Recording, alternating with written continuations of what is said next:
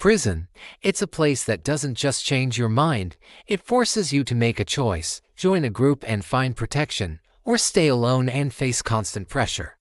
This was the reality for nearly every inmate in American prisons during the 60s, 70s, and 80s. But the tension was highest right in the mid-1960s. Today, we're talking about one of the gangs born from this era, group of white prisoners who, instead of joining existing cliques, decided to create their own. Their name is the Aryan Brotherhood. This is one of the largest and most brutal prison gangs in the United States. Prison is a constant fight for survival. If you get into a conflict, one wrong move could turn a one-on-one dispute into you against 10 others, all ready to beat you to death. The Aryan Brotherhood, also known as AB, the brand, or Alice Baker, currently has up to 20,000 members scattered across various prisons in some states. They even operate outside prison walls. Their motto is blood in, blood out, which means you shed blood to get in, and you only leave in a coffin.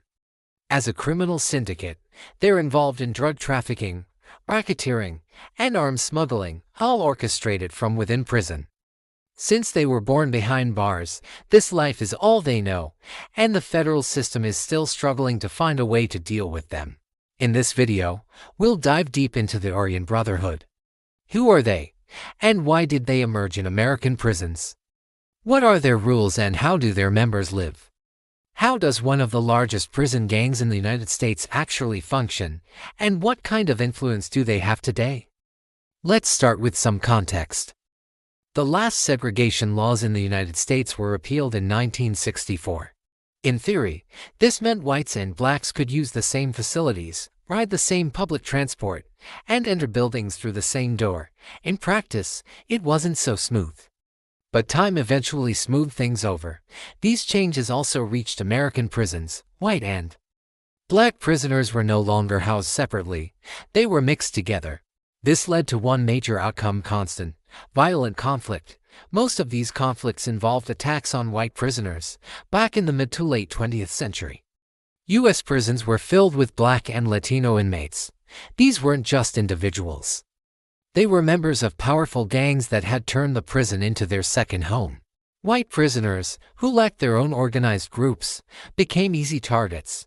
This left them with only one option: create their own gang and learn to attack first. They couldn't unite with Mexican or black gangs, but they could unite with other white inmates. The first known Aryan gangs appeared in 1964 at San Quentin, a maximum security state prison in California. At that time, a powerful group called the Black Guerrilla family operated there, and they would become the Aryan Brotherhood's most bitter enemy. The first members of this new white gang were mostly Irish bikers who called themselves the Diamond Tooth Gang. This name wasn't about jewelry. They earned it by keeping tiny shards of glass in their teeth. This wasn't just for show. In a fight, that glass could be used to inflict serious injuries, like cutting veins or biting off parts of an opponent's body. The glass became a symbol of their unity. Another early group that eventually merged into the Brotherhood was known as the Bluebirds. These small, separate groups were the seeds that would grow into the powerful and feared Aryan Brotherhood we know today. So, how did these small factions evolve from self-protection groups into a nationwide criminal empire? What are the rituals and codes that bind them together? Have you ever heard of the gray transports? That's what they called the vehicles that brought new rivals to the facility. Within these walls, two rival teams quickly realized that without their own set of rules, structure, and values, they wouldn't survive for long. In a closed circle like this, everything boils down to two things: trust and resources. So, they didn't waste any time putting their own guidelines into practice. These groups are known for enforcing their rules with an iron fist. Disobeying an order or refusing to carry out a command isn't just frowned upon, it's unforgivable. The penalty is swift and severe: immediate expulsion from the group, which often has dire consequences. Even today, joining this fictional association comes with a steep price. First, you have to be eligible. But that's just the beginning. The real test is a modern-day trial of commitment, a dark spin on an internal evaluation. To prove your loyalty, you have to do something irreversible. This usually involves targeting a member of a rival group or an employee of a formal institution. It's a twisted guarantee. By committing this act, you ensure you'll remain behind bars, solidifying your place within the association. This grim recruitment process is active across several American states, with a particularly strong presence in California, Texas, New Mexico, Oregon, and Oklahoma. And the association is spreading, and spreading fast. When members are released from one institution, they don't simply leave the group behind. Once they're free, they often commit new offenses, get arrested in a different city or state, and then establish a new branch of the group right there. It's a repeating cycle, a vicious loop that's incredibly difficult to break. A huge reason for this is that membership, much like in many other closed circles, is for life. There's no exit strategy. Trying to leave is a fatal mistake. What's fascinating, and a little unsettling, is the intellectual side of this group. New members aren't just taught how to survive. They're required to study. Their reading list includes classic strategy books, famous historical texts, and even Niccolò Machiavelli's The Prince. They see themselves as more than just members of a group. They are part of a larger story. Many of them practice modern traditions, a form of symbolic storytelling with deep roots in their cultural myths and past. They view themselves as symbolic heroes, destined to become legends after they pass on. To formalize all this, they've even created their own charter, which they refer to as their constitution. And every single member is required to know it by heart, word for word. It's a complete, self-contained world, with its own laws, its own history, and its own path to immortality. You might think you know about the Aryan Brotherhood, but their story is more complicated than just a racist prison gang. Initially, their charter was all about loyalty, respect, and a strict white heritage. For the first 10 years, if you didn't have Irish roots, you weren't getting in, period. Everyone else was turned away. But then, things changed. Sometime in the 70s or 80s, the focus shifted from racial purity to cold, hard cash. This transformation was largely thanks to a man named Barry Mills, also known as the Baron. He took the Aryan Brotherhood and turned it into a powerful, organized crime syndicate that became infamous throughout America's prison system. Mills was one of the gang's most respected bosses, and he was a truly ruthless leader. You can admire him or despise him, but you can't ignore the fact that he was personally responsible for at least 14 murders. He killed who he wanted, when he wanted. He ultimately died in 2018 in a maximum security prison in Colorado. Back in the early 70s, the California Department of Corrections noticed a huge spike in racially motivated violence inside prisons. While the Aryans weren't behind every single incident, they quickly built a reputation for extreme brutality. They would kill for the slightest sign of disrespect, especially towards one of their own. Their primary targets were Black and Latino inmates. But here's where it gets interesting. At the same time they were targeting these groups, the Aryan Brotherhood made a truce with the notorious Mexican Mafia, or LIM. Why? It wasn't to stop a bloody war. It was because the Aryans saw how much money the Mexican Mafia was making and wanted a piece of the action. Criminal researchers point to this as the first clear sign that the Brotherhood cared more about profit than their supposed ideology.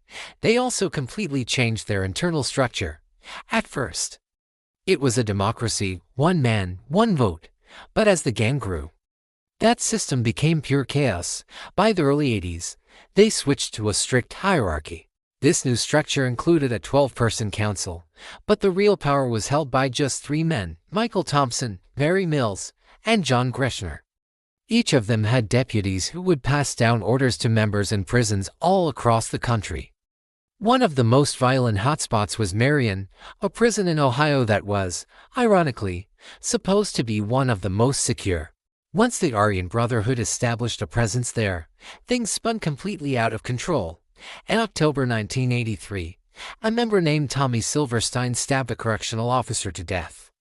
Just hours later, another inmate, not wanting Silverstein to have a higher body count, stabbed another officer and wounded 2 more. Marion quickly became known as the most dangerous federal prison in the country. Tommy Silverstein himself was a former leader of the Brotherhood. He spent 42 years behind bars and died in 2019. The last 36 years of his life were spent in solitary confinement. He's often called the most restricted prisoner in U.S. history because he was considered so incredibly dangerous. For 36 years, he had almost no human contact, except for rare visitors. He was kept in his cell 23 hours a day and was only allowed a single hour of exercise in a specially built yard, completely alone. The Marion prison was so notorious that it even housed John Gotti, the infamous head of the Gambino crime family. By this point, the Aryan Brotherhood was so powerful that even the boss of the Italian-American mafia came to them for help. After being assaulted by another inmate, Gotti hired the Aryan Brotherhood to kill his attacker. In exchange, he offered them money and any assistance they needed. The Aryans agreed, ready to eliminate the man who had dared to cross the mafia boss. In return for his own safety, Gotti laid out the entire blueprint of the underground world, where to get resources, how to build a powerful organizational structure, and most importantly, how to expand influence. This wasn't just classroom theory, it had real-world consequences. By the mid-90s, the organization he advised had created a structure so advanced, they could influence not just institutions, but public life itself, at least within their spheres of control. Let's use the state of Texas as an example. Imagine dividing it into 5 distinct zones. In each zone, there are a number of facilities. The heads of these 5 zones form a council, and they're called coordinators. Since these coordinators are all confined, they rely on external contacts, who act as links between the closed institutions and the outside world. That's right. The organization operates both inside and outside prison walls, almost perfectly mirroring the management and communication systems of classic syndicates. But John Gotti wasn't the group's first high-profile contact. Back in the early 1970s, another controversial public figure sought their help. He was turned down because he refused to follow their internal rules, thinking his background alone was enough. It wasn't. Now, let's get back to how they operate. Passing messages without being noticed is a serious challenge in confinement. So, members get creative, using various improvised, invisible writing methods made from harmless household substances. They write these notes and pass them to messengers, who ensure they reach their destination. These letters detail the organization's core activities: influence, pressure, coordination, underground services, and of course, resources. When it comes to restricted goods, the group collaborates with partners, focusing heavily on synthetic products. They prepare the raw material and transfer it to distributors in a modified form. These operations alone were bringing in several $1 million a year. And remember, we're talking about the 90s, and this was just one of their revenue streams. Incredibly, the main coordination for all this happened from within a confined space. The leadership was assisted by allied groups they'd enlisted for support, uniting them against common rivals. So, while the leaders are primarily driven by profit, the ordinary members are the instruments used to achieve it. Like most closed groups, this organization has its own unique symbolism, including both nonverbal signs and distinct markings. The hand signs allow members to communicate silently over distances, warning of danger or giving instructions. As for the markings, they follow a consistent internal style. The most common symbol is a clover, sometimes on its own, other times combined with abstract designs. You might also see an abbreviation, sometimes in its numeric form, 1 to 2. The list extends to various historical symbols and codes, though some of these only started appearing in the latter half of the 80s. Despite having branches all over the country, their rules, symbols, and signs remain uniform everywhere. Inside the institutions, life is a constant state of rivalry and clashes with other groups anyone they see as a competitor. But when profit enters the picture, the dynamic shifts completely. There's no doubt that organization is built on a foundation of strict, intolerant views, but when it comes to money, the only color that matters to them isn't black, brown, or white, it's green. This pragmatism, however, doesn't make them any less dangerous. The organization avoids extreme actions unless there's a clear benefit, according to official reports. This group is considered one of the most pragmatic criminal structures in the United States. Within the prison system, their members make up only 1% of the total population. Yet, they are responsible for a significant share of all serious incidents. And we're not just talking about minor rule breaking, because they are fewer in number. They see themselves as an elite class, and they expect to be treated as such, especially by those within their own ranks. When it comes to dealing with other inmates, rival members, or even facility staff, this group uses violence to assert its dominance, and they do it openly. When it comes to dealing with other inmates, rival members, or even facility staff, this group uses violence to assert its dominance, and they do it openly. They don't care if their target has protection, if there are witnesses, or if guards are watching. It doesn't matter. The primary goal is to strike and create the maximum impact. Typically, members will use sharp objects to inflict multiple injuries. But sometimes, just neutralizing someone isn't enough. They often leave specific signals behind, which serve as a stark warning to anyone else who might think about crossing them. For instance, one individual decided to take goods that were meant for the group. He was attacked and suffered severe, life-altering consequences. This is their signature move. They always take some kind of proof from their targets. It's a brutal calling card that leaves no doubt about who was responsible. The message is clear: challenge them, and you will pay a heavy price. This ruthless efficiency is a key part of their fearsome reputation.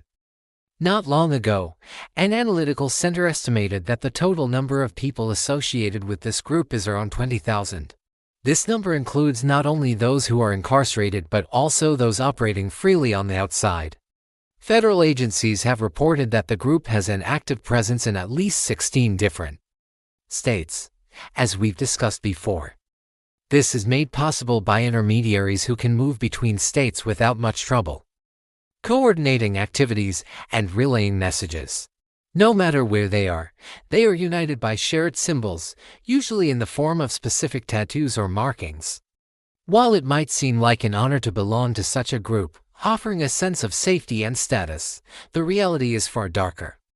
It's nothing more than a method of control, a way for the leadership to use other people's lives for their own gain. The ideological imagery serves to secure loyalty long after a member is released. Their internal codes are absolute. The only way out of the group is death. This is why the leaders rely so heavily on powerful symbols and recognizable signs. It's a form of branding, a permanent mark of ownership. By marking their members, the group maintains a constant state of conflict with rival factions. Traditionally, their opponents are several other well-known prison gangs, but what's fascinating is that they don't view the state as their direct enemy. Even though it's the government that's trying to control them, the reason for this isn't entirely clear. Perhaps they understand that fighting other groups is one thing, but openly challenging the entire system is a battle they can't win. With enough effort, the authorities could dismantle any organized structure. You might be wondering why this hasn't happened yet. There's no simple answer. Maybe law enforcement is observing, hoping internal conflicts will weaken the group from within, or maybe the right moment just hasn't arrived. The main thing to understand is that even under intense pressure from rival organizations and the federal system, this group continues to exist. It remains highly structured, aggressive, and dangerous. Correctional facility staff must always be on high alert, because an encounter with a member can happen at any time. Outside of prison walls, they generally try to attract as little attention as possible. Their external operations are what bring in the most income, and the less attention they draw from the authorities, the more they can earn.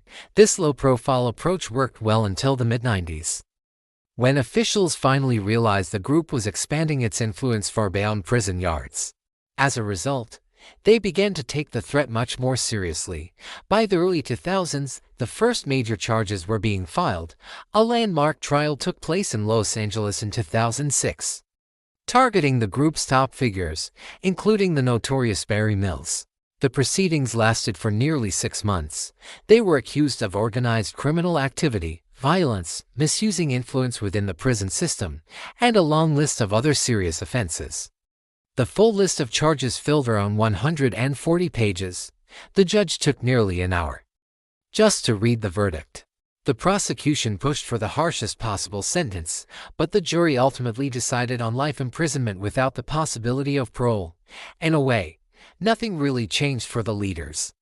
They were already confined, and they remained confined, all while still holding influence over their organization from behind bars. At the same time, they were instrumental in creating other related groups and offshoots, and each new structure that emerged proved to be even more rigid and ruthless than the one before it.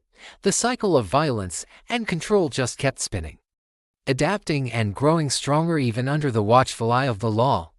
They're unpredictable masters of improvisation. They can craft tools from just about anything they can get their hands on. Whether it's simple materials or parts scavenged from public infrastructure, you'd be amazed at how well they adapt and thrive in these harsh environments. Each year, federal agents manage to detain and imprison dozens of individuals connected to these groups. Their sentences aren't always lengthy, but that depends entirely on the severity of their actions. Typically, they start at 2 years and go up from there. This creates a revolving door. They get released, recruit new members, commit more crimes, and end up right back in custody, but this time with a fresh set of connections made on the inside. This cycle can have deadly consequences. For instance, back in 2013, 3 U.S. justice officials who were actively working against these extremist supporting gangs were found dead. This happened just one day after they publicly announced the start of an investigation into the group's activities. It was a chilling message. However, they don't always get away with such brazen acts. More often than not, law enforcement agencies are successful in securing convictions and putting them behind bars. Take the case from November 2012.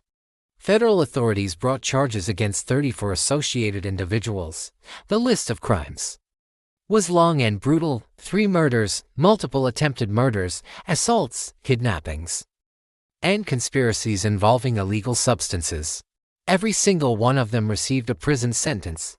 And interestingly, these crimes weren't driven by some grand ideology. They were all rooted in financial disputes and internal power struggles.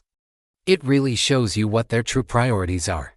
But here's where it gets strange. Despite their reputation for extreme cruelty and ruthless methods, these groups operate with a peculiar set of internal rules. One of the most surprising rules is a strict prohibition against involving children in their illegal operations. They are forbidden from using minors as couriers, lookouts, or messengers. There is another rule that forbids involving women in their activities unless they are already official members of the structure. The reason behind this isn't clear. It's just an internal code they follow. It's a bizarre contradiction, isn't it? On one hand, they are capable of incredible violence, but on the other, they draw a firm line when it comes to involving children. Ultimately, these individuals are criminals, and prison is a familiar, almost natural, environment for them. They navigate life behind bars with a disturbing level of confidence and expertise, continuing their operations even while incarcerated. They are a complex and dangerous phenomenon, a constant challenge for law enforcement and a stark reminder of the dark underbelly that exists in our society. Thank you for watching this video all the way to the end. Your support means everything. Feel free to like, dislike, leave a comment, or share this video. And please, don't forget to subscribe to the channel to help it grow. See you in the next one.